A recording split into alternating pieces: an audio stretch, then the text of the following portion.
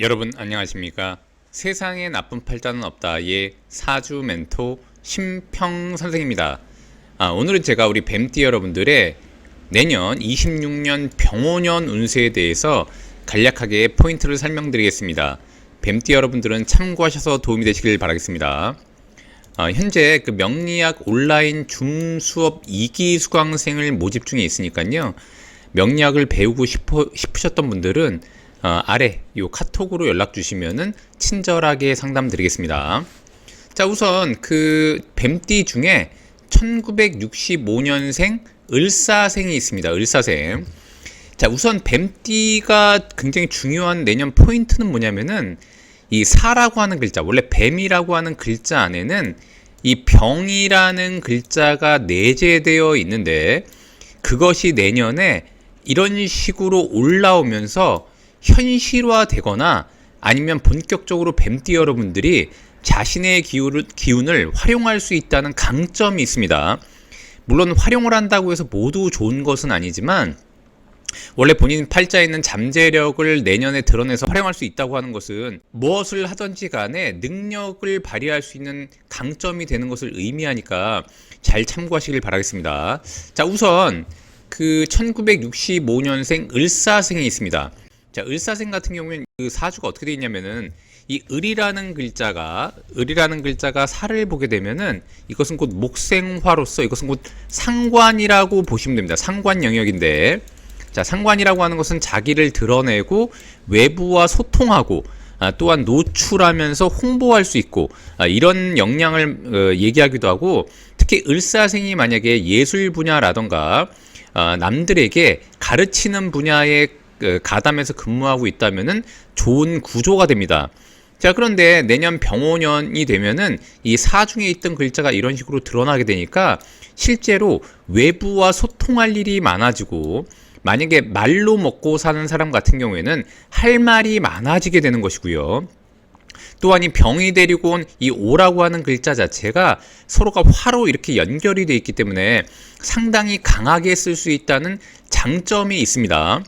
자, 근데 다만 주의해야 될 것은 뭐냐면, 병이 이렇게 왕성해지면, 이 병이라는 글자가 왕성해지면 이 화는 곧 금을 극하게 되기 때문에, 자, 금이라고 하는 것은 원래 본인이 계속 꾸준히 지켜왔던 어떤 규칙이 될 수도 있고, 조직에 가담해서 있다고 하면은 본인을 둘러싸고 있는 틀이 될 수도 있는 것인데, 자신의 표현 표출력이 너무 왕성해지고 개인의 의견이 너무 강해지다 보면은 이 금이라고 하는 것을 극하면서 기존에 있었던 틀을 부수려고 하는 경향이 있습니다.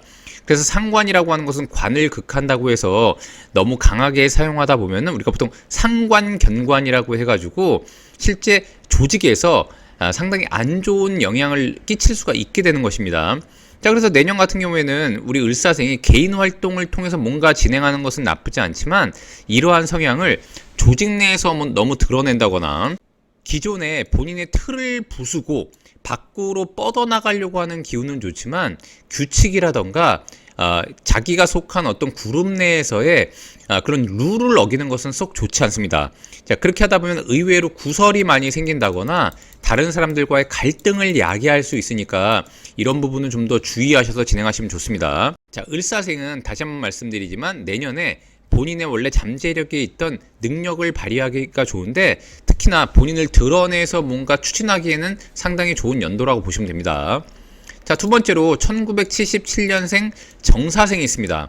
자, 정사생 같은 경우는 좋은 것이 뭐냐면, 주변에 세력을 많이 모아서 또는 기존에 자신과 약간 다른 생각을 갖고 있던 사람들까지도 포괄해서 유대 관계를 확장하는 것은 굉장히 좋습니다. 특히 이 정사생 같은 경우에는 기본적으로 본인이 독립이나 자립을 하려고 하는 에너지가 굉장히 많았는데, 어떤 일을 많이 추진함에 따라 본인 혼자 감당하기가 어려웠던 분들 같은 경우에는 주변의 사람들과 함께 본인이 감당했던 것을 나눠서 일을 추진하기가 좋고, 즉 분업이 가능한 때가 바로 내년 병오년이라고 볼 수 있습니다.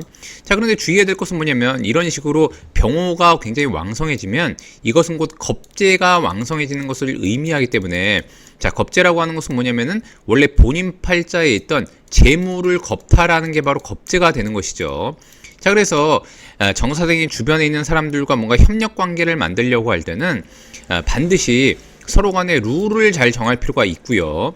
또한 뭔가 분배하는 거에 있어서도 상당히 좀 정확하게 할 필요가 있습니다. 만약 그렇지 않으면 의외로 일은 본인이 열심히 하고 남 좋은 일을 시킨다거나 자신의 성과를 다른 사람들한테 빼앗길 우려가 있다고 보시면 됩니다. 또한 정사생 같은 경우에는 만약 남자라면 내년에 아내분과 약간의 갈등 요소가 생길 수가 있는데, 그 이유가 뭐냐면은 아내가 사실은 자기의 팔자의 재물에 해당하는 것인데, 이 재물을 병호라고 하는 글자가 탐하게 되는 것이니까 실제로 정사생이 마치 자신의 아내를 다른 사람들이 탐한다는 어떤 그런 생각이 들면서 혹여라도 의처증이 생긴다거나 아니면 갈등을 야기할 수가 있는 여지가 있게 됩니다.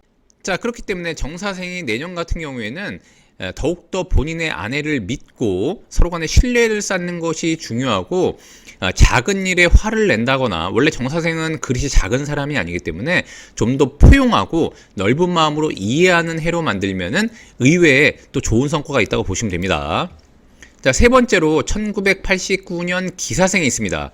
자, 만약 기사생 같은 경우는 원래 본인이 배우고 익힌 것을 토대로 활동을 증가시키려고 하는 인물인데, 만약에 본인이 어떤 조직에 소속이 되어 있었는데 내년에 승진 기회가 있다고 하면은 이 화라고 하는 에너지는 원래 본인을 이런 식으로 생해서 도움을 주려고 하는 에너지라고 보시면 됩니다.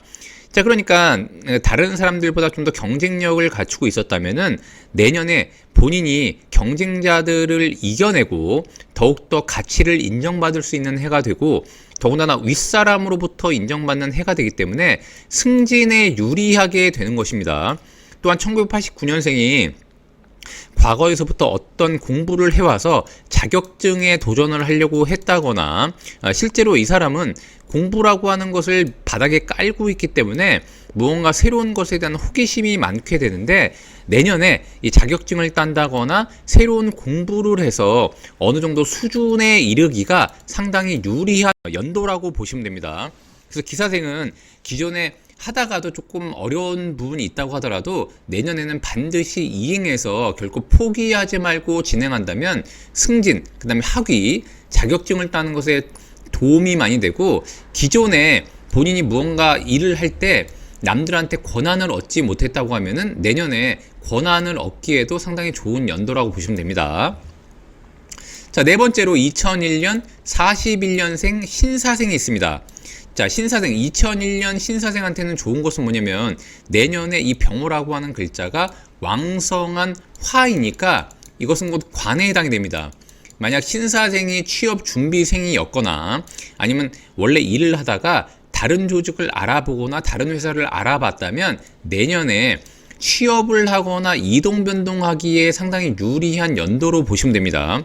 남자 같은 경우에는 내년이 보통 일반적으로 사회 초년생에 해당한다거나 아니면 학교를 졸업하고 다른 곳으로 취업을 하려고 하는 연이기 때문에 2001년생 같은 경우에는 내년에 좀 집중해서 노려보시면은 상당히 좋은 그런 해로 삼을 수가 있습니다.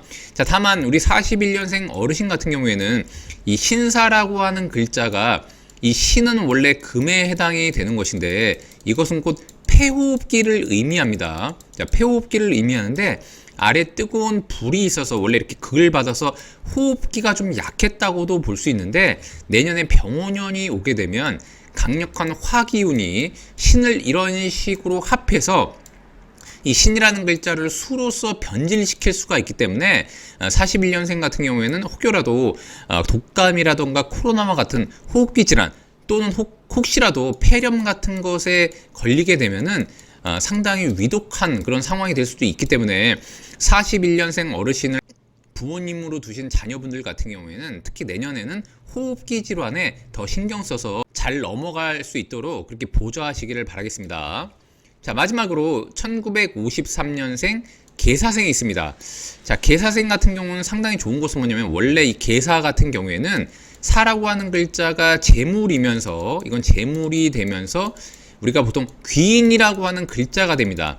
즉 계사생은 와이프가 재물이 되면서 귀인이 되고, 또한 어떤 일을 할 때 돈에 있어서만큼은 조금 운이 좋다고도 볼 수 있는데, 이 사중에 있는 병화라는 글자가 내년에 드러나게 되고 더욱이 강력한 화라고 하는 에너지와 함께 왔기 때문에 내년에 개사생은 재물적으로 조금 안정화되는 그런 해라고도 볼 수 있게 되고요.